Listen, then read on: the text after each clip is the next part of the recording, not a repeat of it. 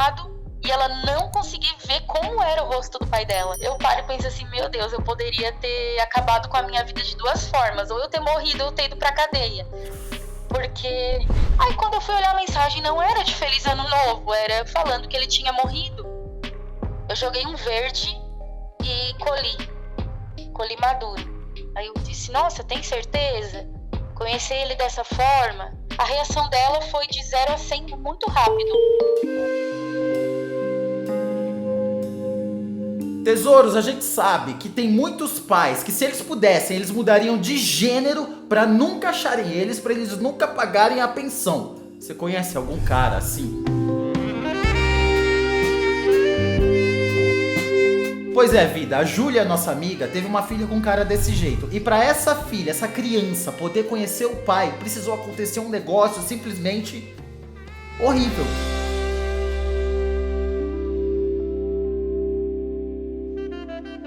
Júlia, quantos anos você tem? Oi, Rufus, eu tenho 32 anos. E você tem filhos? Tenho 2 filhas. Uhum. E a sua primeira filha, ela é de outro pai que não é o cara que tá casado com você. Isso, exatamente. E ela conhecia ele? Então, ela conheceu, mas foi de uma forma bem inusitada. Então, peraí, vamos começar do começo. Como é que foi isso? Você conheceu esse cara aí? Então, Rufus, ele foi o meu primeiro namorado da vida, assim, né? A gente se conheceu, eu tinha 14 anos. E então a gente começou a namorar, conheci ele na igreja, né? No grupo de jovens da igreja. Eu era evangélica, ele também. E ali a gente começou a namorar, né? Foi o primeiro homem da minha vida e tudo mais. A gente namorou, noivou, casamos bem novos. Eu tinha 16 e ele tinha 17 anos. Minha Nossa Senhora! Sim, Aff! é porque, é porque assim, deixa eu explicar. Longe de mim julgar, mas vou expor a minha realidade, né? Aham. Na religião que eu frequentava, que eu era, é muito comum quando as meninas começam a namorar e o namoro vai se prolongando, passa ali de 1 ano mais ou menos, eles já começam a meio que a julgar a gente para dentro do casamento, né? Porque daqui a pouco vai ficar falada, vão achar que vocês já estão tendo relações sexuais, então tem que casar. Eles, né, eles acabam intuindo a gente a casar logo, assim. Uhum. Você Então, casou como a gente virgem já então, namorava. né? Casou virgem. Então, não foi o caso, né?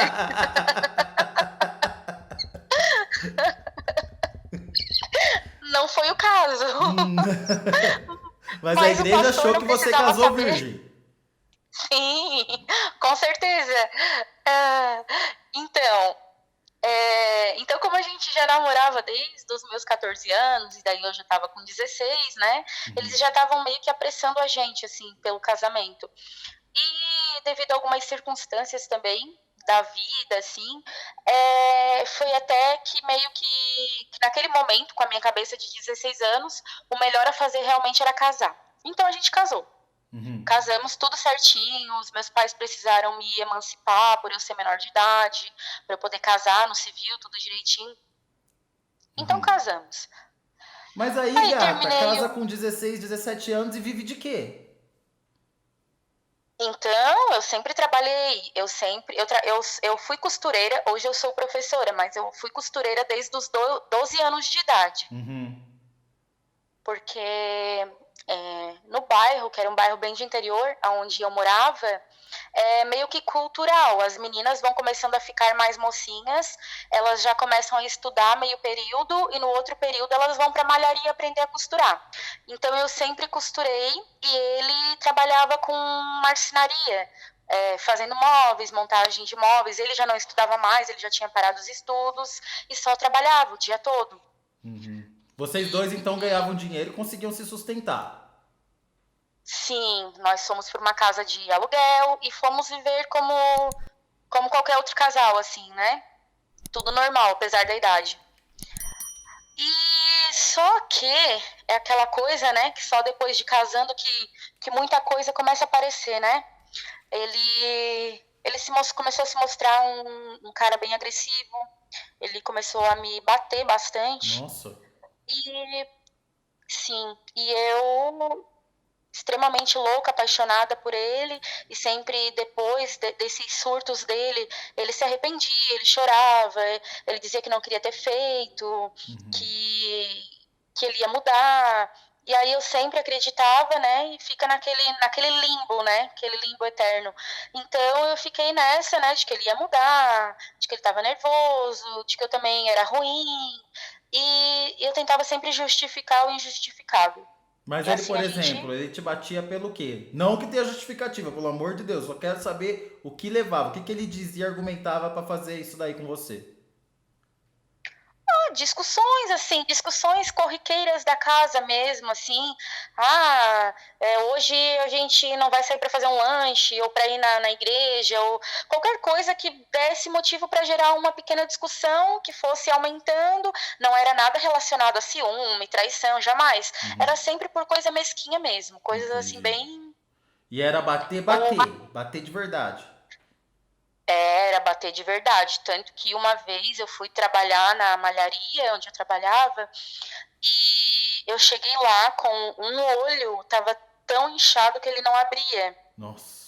E aí, e aí as meninas vendo aquilo, eu tentei, né? Eu tentei tapar o sol com a peneira, que hoje em dia, com a maturidade que eu tenho, eu vejo que, obviamente, elas não acreditaram na minha desculpa, né? Eu falei que a gente estava brincando, que ele estava fazendo cosquinha em mim e que eu estava fazendo cosquinha nele e ele sentia muita cosquinha, assim, muitas cócegas e sem querer ele acabou dando com o cotovelo no meu olho. Eu falei isso. Uhum. E tanto que a minha patroa veio, me chamou num canto para conversar e ela disse assim: Júlia, tá acontecendo alguma coisa? Se tiver acontecendo, tu pode conversar comigo e tal. E eu falei, não tá acontecendo nada. Foi exatamente isso que aconteceu. A gente tava brincando e sem querer ele bateu o cotovelo no meu olho. Mas era bater mesmo Uhum. de jogar no chão. E você Mas aí, trabalhava enfim. numa malharia, né, gata? Um monte de mulher, uma ali, só de olhar sabe o que aconteceu com a outra. Com toda certeza. Uhum. Eu era mais novinha. Eu era o bebê lá no meio. Então, todas mulheres vividas, casadas, com filhos da minha idade, elas sabiam que eu tava apanhando. Uhum. E a sua família, a igreja, não sabia. Eu sou filha de uma mãe narcisista, Hum. diagnosticada por um psiquiatra é, com traços de psicopatia. Minha Ela nossa! já fez isso. Ela já fez coisas assim que ninguém acredita. Ela já enterrou animal vivo. Ela já fez coisas. Então, ela era daquelas que. E o meu pai sempre foi o. Tem um nome específico para isso, né? Dentro do contexto familiar narcisista, mas agora eu não lembro. Mas o meu pai sempre foi aquela pessoa que ela manipulava, né? Uhum. Então, para tudo ele dizia amém, para tudo que ela fizesse. E a minha mãe me colocou para fora de casa com 14 anos. Ela jogou minhas coisas na rua e me mandou embora. E eu fui morar com uma irmã mais velha. Por isso que até eu falei lá no começo da história que toda a situação fez com que eu achasse melhor realmente casar. Eu já não morava mais em casa, Uhum. porque minha mãe já tinha me jogado para fora de casa. Eu E o meu pai entendo não pôde fazer nada perfeitamente. porque, é, E aí também você começou a acontecer essas coisas com esse cara e você não sabia também que aquilo não era normal, porque você já vinha de um histórico de coisas esquisitas acontecendo na tua casa, né? super, com certeza. E então, para mim, a minha mãe sempre foi uma pessoa que falava. O ditado da minha mãe era: ruim com ele, pior sem ele. Uhum. Então, para mim, mas assim, hoje eu entendo que ela falava aquilo que era para eu não querer me separar, porque de certo ela pensava, né, se ela se separar, é uma bomba que vai querer vir voltar para dentro de casa. Então, ela que fique lá e assuma os BOs dela. E daí um dia ele chegou para mim e falou, a gente na verdade a gente tinha se mudado de cidade, a gente foi morar na capital, aqui do estado onde eu moro, e a gente ficou um tempo lá, ele trabalhando. Eu tentei iniciar a minha faculdade, porque no meio disso tudo, uma coisa que eu nunca larguei foi meu estudo. Então, eu tentei iniciar a minha faculdade, só que daí ele começou a colocar empecilhos e eu achei melhor naquele momento não fazer a faculdade.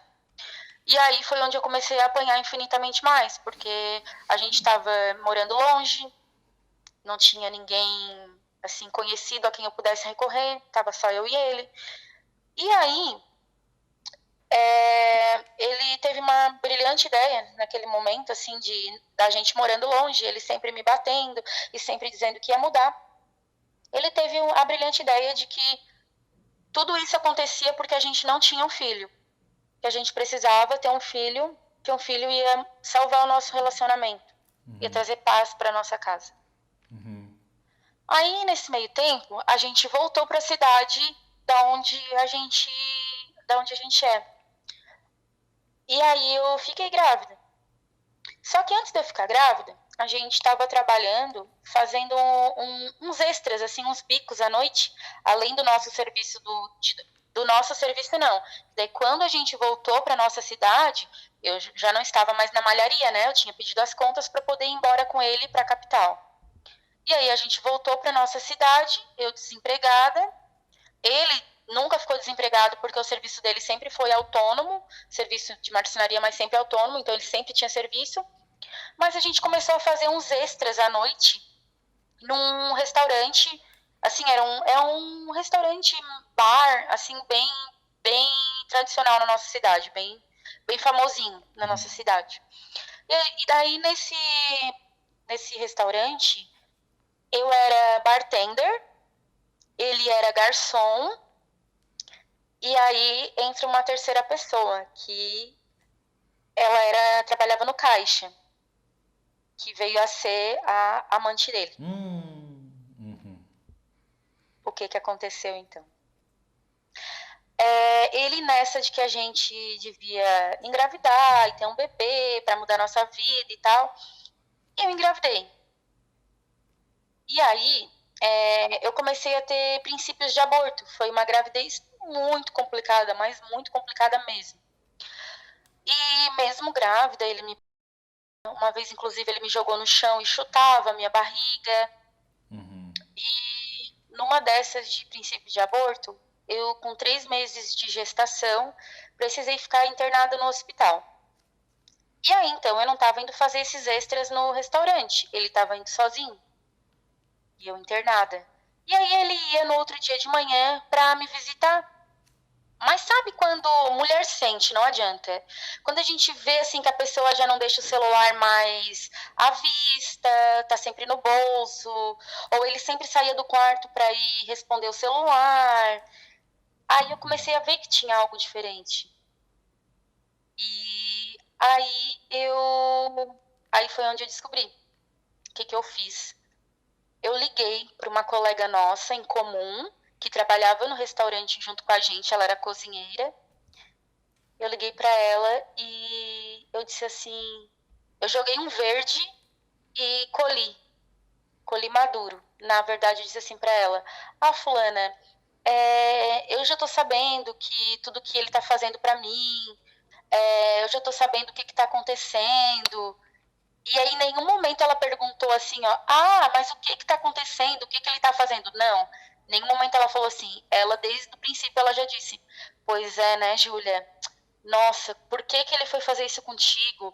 A gente conversou tanto com ele aqui. Olha, agora ela tá grávida, vocês vão ter uma filha, um filho, né? Pensa bem, é o teu casamento, não faz isso. Então, naquele momento, eu consegui ter certeza daquilo que eu já estava duvidando, porque essa minha colega, ela acabou entregando tudo, coitada, sem nem saber que eu estava jogando um verde assim para ela, né? Jogando um verde. Você grávida ouvindo ela falar tudo isso. Isso na cama do hospital. O que você fez na hora que ela falou, que ela entregou o jogo? Então, eu chorei o resto do dia sozinha, né? Porque eu estava internada e ele continuava trabalhando e ninguém ia ficar lá comigo no hospital, então eu estava ali sozinha. Eu chorei o resto do dia sozinha. No outro dia eu tive alta, fui para casa E aí, chegando em casa, eu pensando, eu não falei nada pra ele, né? E eu pensando, o que que eu vou fazer, o que que eu vou fazer. Aí, nossa, eu tomei uma atitude que hoje em dia eu paro e penso assim, meu Deus, eu poderia ter acabado com a minha vida de duas formas, ou eu ter morrido ou eu ter ido pra cadeia.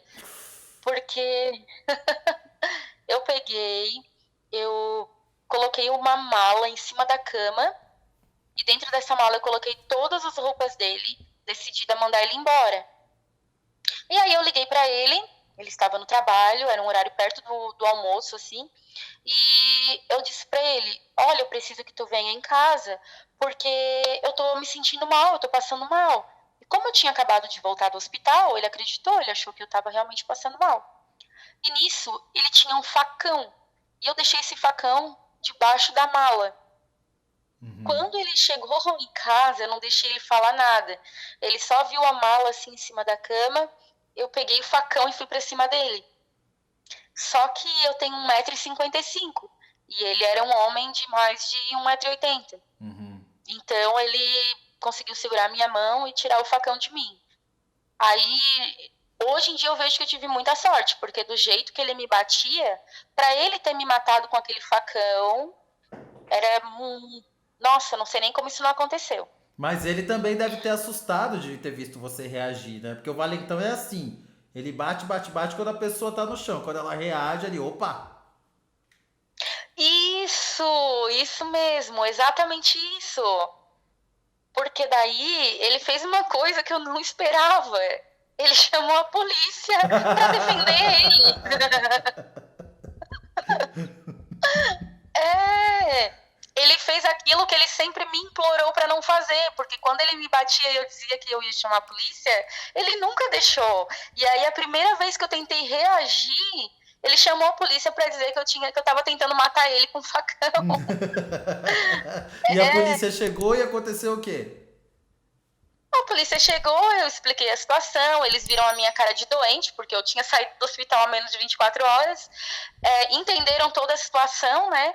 E disseram para ele sair da casa. Inclusive, ele saiu e eles foram escoltando ele para garantir que ele não ia voltar. Olha só, mas você contou pra polícia que ele te batia? Contei toda a situação para a polícia, toda a situação. E Contou que aí ele te eles foram me batia, então, o passado. Contei, aham. Só que com relação a isso, a polícia não fez nada, porque, né, como era passado, eu não tinha nenhuma marca naquele momento. Então, na verdade, eles só escoltaram ele para ter certeza de que ele não ia esperar eles saírem e voltar. Eles Não, mas mesmo escoltaram ele assim, né? Os até. policiais agiram pela lei. Todo mundo fica falando mal de policial, mas olha, esses policiais foram super honestos, super legais. Eles perceberam que quem tava em perigo na verdade era você, que você tava num ato de desespero e falaram pro cara, show. Exatamente. Exatamente. Eles tiraram ele de casa, inclusive, né, foram escoltando para ter certeza de que ele não, que pelo menos naquele momento, com os ânimos alterados, ele não ia voltar. Uhum. E, e daí foi isso. Dali a gente já não reatou mais. Ele assumiu a amante. E tem um detalhe nessa história, Rufus, que na época eu estava com 18 anos e ele estava com 19 e a amante dele tinha uns 36 mais ou Meu menos. Deus! Ela tinha um filho quase da nossa idade, ela tinha um filho acho que de uns 14 anos mais ou menos. Mas o que, que o pessoal, assim, as mulheres mais experientes falavam para mim? Que ele se encantou, porque ele foi criado num rigor muito grande. Tanto que ele foi assistir televisão depois que ele me conheceu. Porque na casa dele não tinha nem televisão, porque era pecado, né? Uhum. Então, ele sempre foi muito preso, assim. Então, eu fui a primeira mulher dele, ele foi meu primeiro homem. Nós éramos muito bobinhos, assim. Então, quando ele, assim, teve uma mulher experiente, vivida, é, ele se encantou, né? Uhum. E, e aí e aí ele assumiu ela, assim, e ficou morando com ela, e cuidando do filho dela, que tinha praticamente a idade dele. Uhum. E ela me ligava, ela me incomodava um monte, ela dizia que, ah, Deixa eu falar uma coisa antes que eu esqueça. Nesse meio tempo, eu fui internada no hospital de novo, porque eu passei a gravidez inteira sendo internada. E numa dessas internações, ele foi lá me visitar, porque até então, no começo, ele tentava voltar para mim, mas eu não queria mais, porque eu coloquei na minha cabeça que ia ser sempre daquela forma, e que na minha cabeça eu pensava assim, ó, antes eu só apanhava, daqui para frente eu vou apanhar e ser traída. E eu não quero que a minha filha que vai nascer cresça vendo isso. Então, eu tomei a iniciativa de não voltar mais. E como eu sofri, porque mesmo com tudo isso, eu continuei amando ele por acho que uns 5 anos, mais ou menos. Você gostava dele ainda, você pensava nele. Com toda certeza. E aí, numa dessas minhas internações, ele foi lá me visitar e tal. E aí ele pegou e eu falei pra ele, olha, eu tô muito enjoada, eu tava bem na fase de enjoar, assim, na gestação. Eu tô muito enjoada, eu não consigo mais comer a comida do hospital.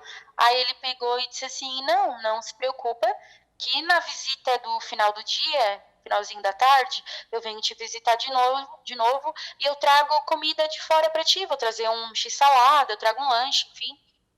E aí eu não comi, passou o horário da comida, eu não peguei a comida, porque eu fiquei esperando ele. E aí acabou o horário da visita e nada dele chegar. Aí eu liguei pra ele e eu vi que ela tava do lado quando ele atendeu, porque eu escutava ela rindo, debochando. Aí ele, de certo, pra se aparecer pra ela, assim, né? Ele pegou e falou: Te enxerga, eu não vou ir no hospital levar comida pra ti, eu tô saindo pra jantar com a fulana. Até parece que eu vou ir levar comida pra ti, eu tô saindo pra jantar com ela. Aí foram passando os meses, né, da minha gestação, ele tentou voltar, eu não quis mais, ele caiu nas drogas, aí ele falava pra todo mundo que a culpa era minha, porque eu não queria voltar pra ele, então automaticamente eu tava afastando ele da filha que eu tava esperando, e continuou com ela. Ele queria voltar pra mim, mas em nenhum momento ele largou ela e mostrou esse esforço em realmente voltar pra mim. Ele só ia, tipo assim, eu só vou largar ela a hora que a gente voltar. Então ele continuou com ela, a minha filha nasceu, ela ficou grávida dele, ou seja, a minha filha e o filho dela, eles têm menos de 1 ano de diferença.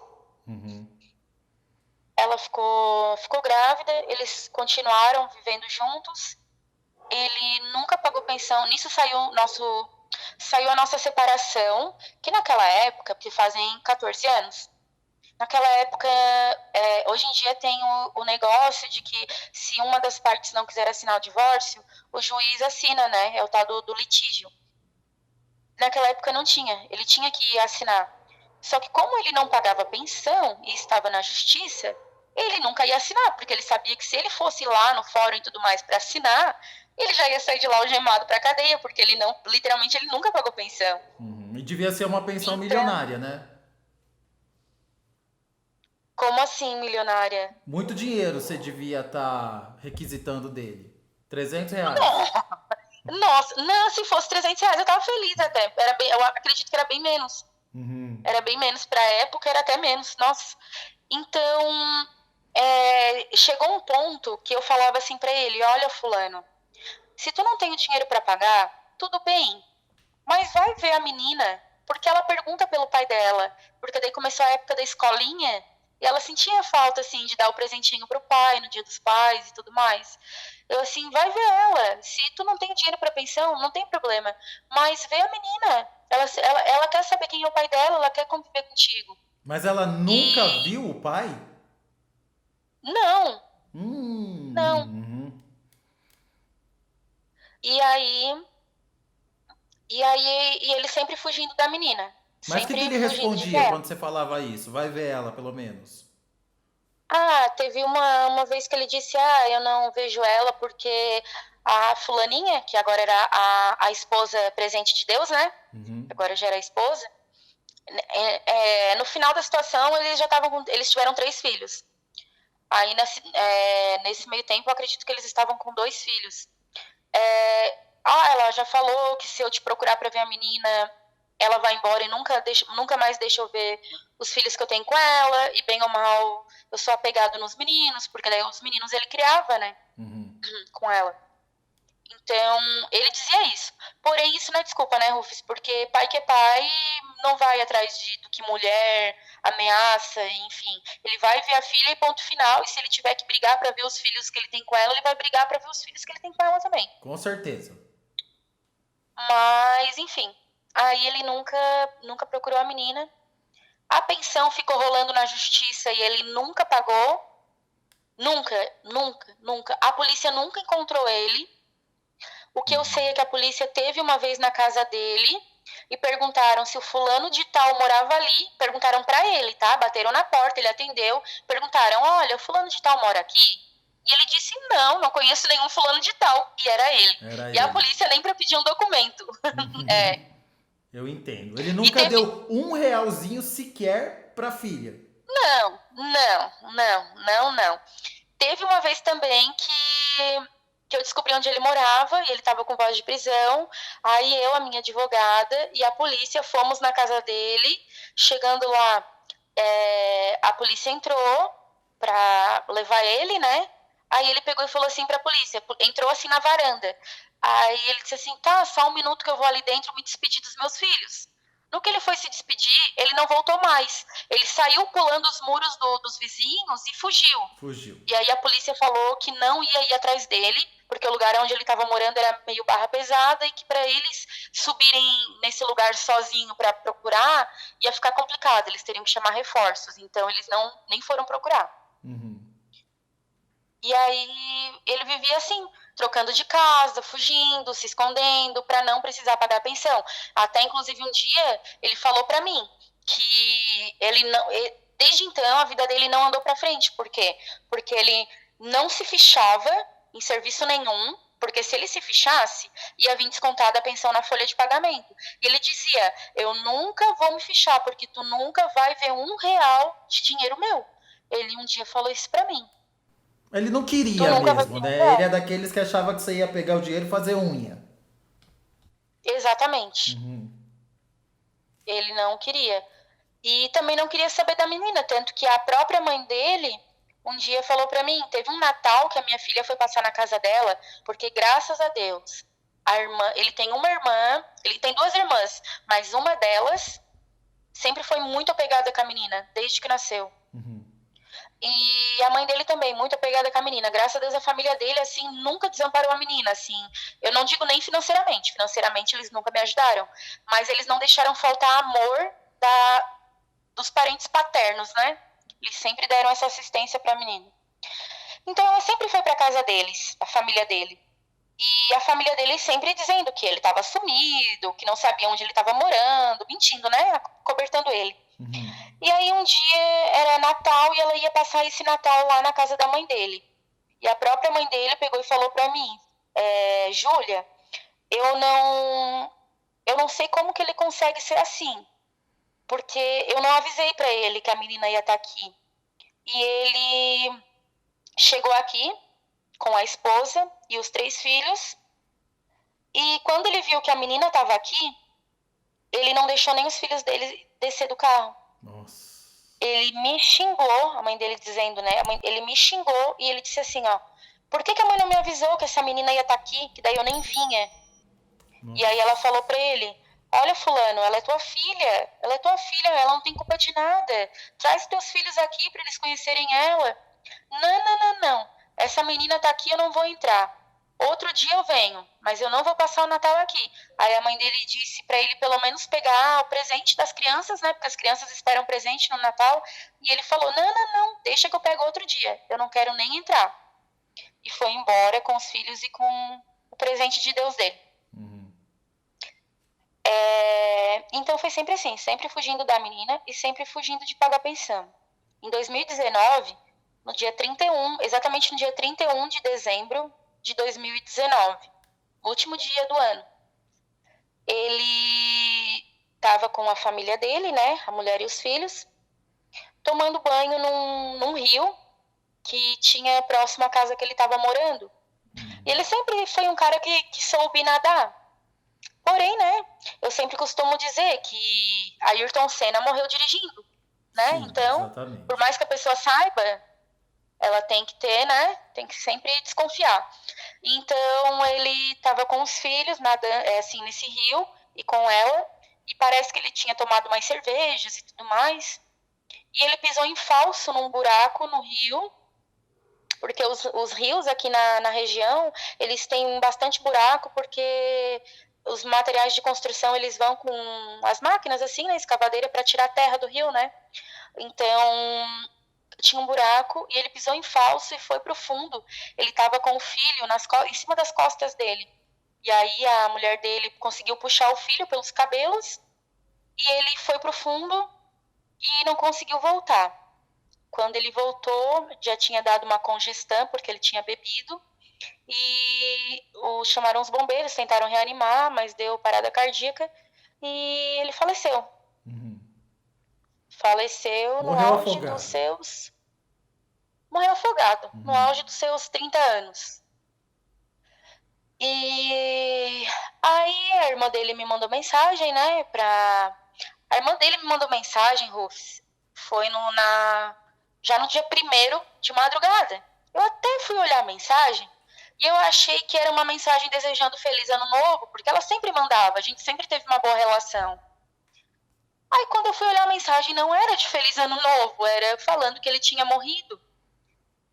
Aí eu conversei com o até então meu marido, né? E para como a gente ia contar para minha filha. Aí eu contei para ela chorou bastante. E ela falou para mim, mãe, eu quero muito ir ver ele. Aí eu disse, nossa, tem certeza? Conhecer ele dessa forma? Ela assim, sim, eu quero muito ver ele. Ela tinha quantos anos, sua menina? Na época ela estava com 10 anos. 10 anos. E até então ela nunca tinha visto o pai, apesar de morar na mesma cidade.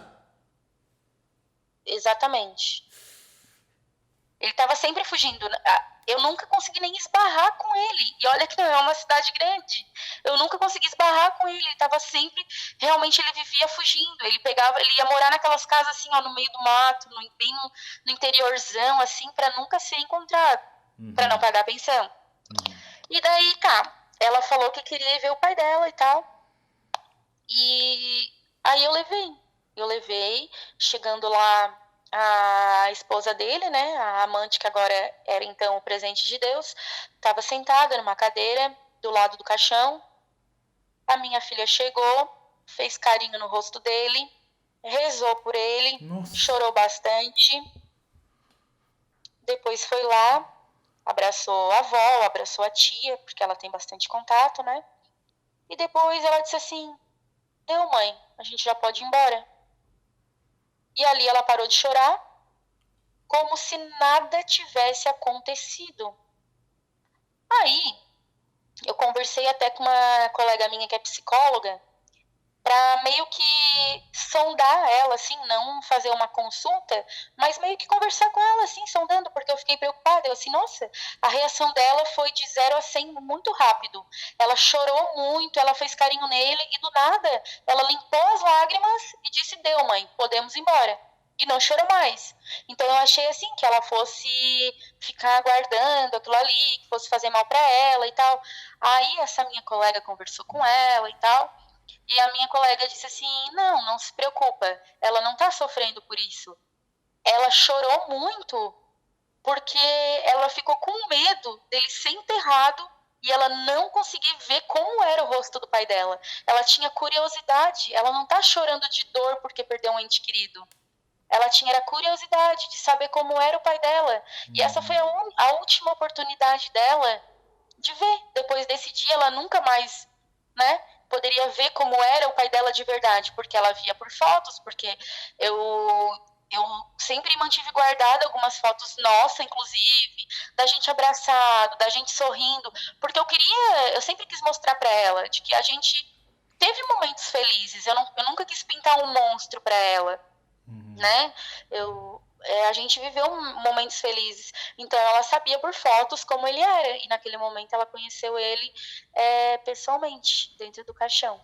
A sua filha conheceu o pai dela dentro do caixão. Ela conheceu ele assim. Exatamente. Ela conheceu o pai dela no dia do enterro dele. E como que o presente de Deus, a que era amante, depois virou oficial e começou a infernizar a tua vida e não queria que a sua filha tivesse contato com os filhos dela, que por acaso são irmãos, como que ela reagiu? Ela não teve reação nenhuma. Ela fez que nada era nada, ali ela estava, ali ela continuou. Eu também não toquei no assunto, né? Até porque era um dia que não era para isso, né? Então eu fui ali com a minha filha e tal, fui muito bem acolhida pela família dele, porque até lá, até hoje a mãe dele fala para os outros, ah, minha nora isso, minha nora aquilo, a irmã dele também fala, ah, minha cunhada isso, minha cunhada aquilo. Então a gente não se falou, a minha filha estava ali, e eu vou ser honesta, Rufus, eu sei que a gente tem que perdoar, a gente tem todas essas frases motivacionais e bonitas que a gente tem que usar, mas Odeio. eu queria, eu também, eu queria muito que um dia, né, apesar de que eu acredito que isso não vai existir, porque se uma pessoa que teve coragem de rir da mulher, do cara, grávida, no hospital, quase perdendo a filha, passando fome, eu acredito que ela não tem escrúpulo nenhum. Mas eu queria muito que um dia ela deitasse a cabeça dela no travesseiro e ela lembrasse da cena da minha filha fazendo carinho no rosto do pai dela dentro de um caixão. Porque ele teve muita culpa. Mas ela também teve culpa, porque ela era uma mulher feita. Hoje eu tenho 32 anos. E a maturidade que eu tenho hoje não é da menina de 18 anos que eu era 14 anos atrás. E ele também era um menino. Ele tinha 19 anos quando a gente se conheceu. Quando a gente se conheceu, não. Quando ele conheceu ela, desculpa. Então, eu queria muito que ela visse o que ela tirou da minha filha, né?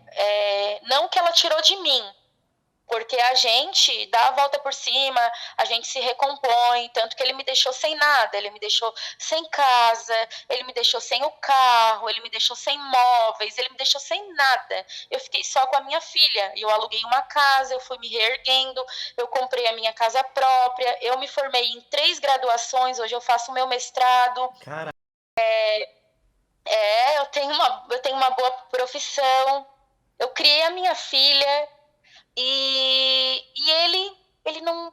A vida dele não andou para frente. Ele morava de aluguel, de um lado para o outro, passando necessidade que eu sabia, assim, da própria família dele falar que tinha que ajudar com cesta básica, senão as crianças passavam fome, porque daí ela não podia trabalhar fora, porque eram 3 filhos para cuidar. Só ele trabalhando não estava dando conta, porque daí ele acabou se viciando em. Tinha dias que ele ficava sumido de casa, voltava assim, louco, porque estava usando vezes 3, 4 dias direto. E enquanto ele estava fazendo isso, eu estava reerguendo a minha vida. E deu tudo certo, com a graça de Deus eu consegui reerguer a minha vida. Mas então, de mim, eu acredito que ela nem tirou nada. De mim, foi um livramento, ela me livrou. Mas ela tirou da minha filha a oportunidade dela de ter convivido com o pai. E eu quero muito que um dia ela deite a cabeça no travesseiro e ela relembre essa cena da minha filha fazendo carinho no rosto do pai dela com ele dentro de um caixão.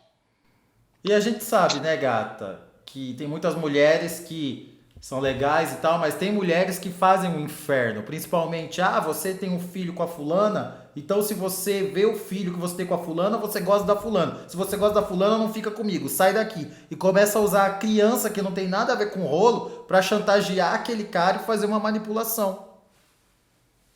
Exatamente. Foi isso que aconteceu. Mas precisou esse cara sair da sua vida para você avançar na vida. E, consequentemente, a sua filha avançar também. Porque a gatinha não ia ter avançado nunca se você não tivesse avançado. É exatamente isso. E hoje ela é assim. Nossa, eu não tenho palavras para falar dessa minha filha, né? Ela tem 14 anos, mas ela me ajuda muito, inclusive agora com a bebê que eu tenho. Ela é uma super dona de casa, ela tá se formando no ensino fundamental, no 9º ano. tem saído para fazer alguns serviços comigo, porque ela quer ter o dinheiro dela, que ela quer sair do Brasil. Uhum. Então, ela é uma menina cheia de sonhos, é uma menina esforçada, é uma menina que desde novinha já batalha pelas coisas dela, porque ela sempre viveu batalhando pela gente, né? Eu conheci o meu marido no Tinder há 7 anos atrás, Uhum. e para ver que o Tinder ele funciona, né? E a Tem gente as namorou, baixarias lá, mas também dá pra achar umas coisas boas. bem garimpadinho a gente acha. Uhum. E, e o que me chamou a atenção nele era porque ele também era um cara que gostava muito de estudar, assim como eu, né? Hoje ele é engenheiro e a gente estudava muito juntos, assim.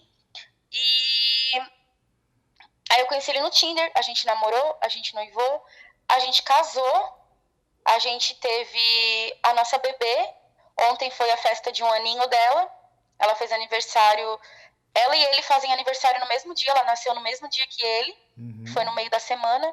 E aí ontem foi a festa de aniversário dela. E assim, ele é um excelente pai, é um paizão. Nossa, eu não tenho palavras para falar dele como pai. Porém, acabou que o nosso relacionamento não deu certo e faz 2 meses que a gente tá no processo de divórcio. Puxa. Mas assim, não tem nada a ver com, sabe? Realmente não deu certo e a gente tá vivendo momentos diferentes, mas ele é um paizão completamente diferente do pai que a minha primeira filha teve. Ele é Uhum. um pai que ele é até presente demais e chato demais, Uhum. inclusive com a minha filha mais velha também, que no caso não é filha biológica dele. Mas ele é um paizão, assim.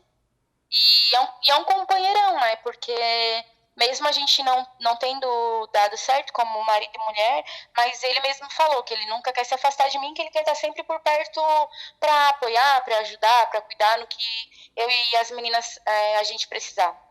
E eu queria, né, contar a minha história porque eu queria inspirar outras mulheres, né? Porque eu tenho certeza que nesse momento, como eu não fui a primeira e não vou ser a última, eu sei que nesse momento tem muita gente passando por situação parecida, sabe?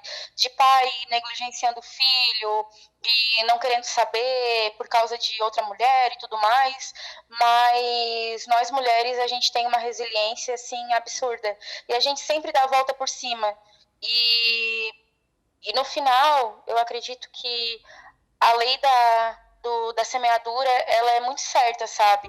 Tudo aquilo que a gente planta ao longo da nossa vida, a gente colhe. Então é a gente continuar plantando coisas boas que a gente vai colher frutos bons.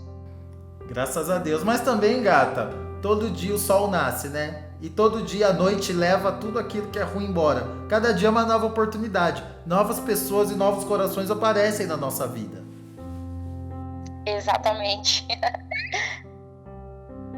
Eu acredito que ainda eu ainda vou encontrar um chinelo velho pro meu pé cansado. Eu não vou desistir. Não é pra desistir. Agora, antes de ir embora, eu só quero fazer uma pergunta. Sim. O que morreu afogado era calvo?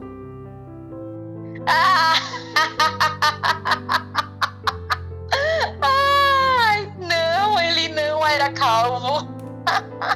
Não tinha nem as entradas? Não. Ai, meu Deus.